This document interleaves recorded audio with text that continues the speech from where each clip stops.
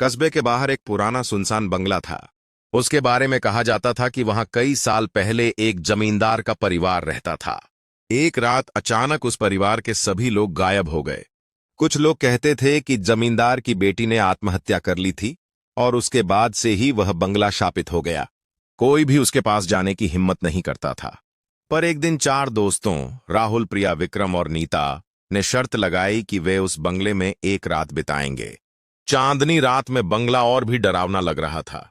टूटी खिड़कियों से झांकते पेड़ों की छायाएं दीवारों पर नाच रही थीं। दरवाजे के पुराने ताले को तोड़कर वे अंदर घुसे। हवा में सनसनाहट थी, मानो कोई फुसफुसा रहा हो। प्रिया ने टॉर्च जलाई तो देखा कि बंगले के बीचों बीच एक बड़ी सीढ़ी थी, जिसका ऊपरी हिस्सा अंधेरे में खो गया था। विक्रम ने मजाक में कहा, अगर भूत दिखा तो मैं उससे सेल्फी लेकर इंस्टाग्राम पर डालूंगा।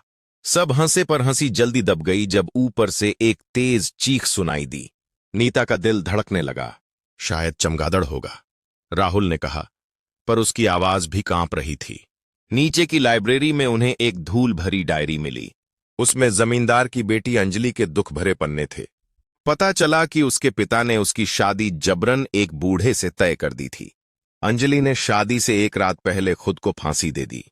उसके बाद से हर साल उसकी आत्मा बंगले में भटकती है। राहुल ने हिम्मत करके पूछा, तुम्हें चैन कैसे मिलेगा?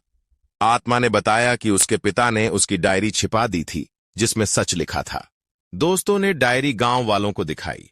कुछ ही दिनों में बंगले का रुख बदल गया। अब वहां अंधेरा नहीं, बल्कि अंजलि की याद में एक शांति की रोशनी थी। कहते हैं कभी कभी भूतियां अतीत के बोझ से जकड़ी होती हैं।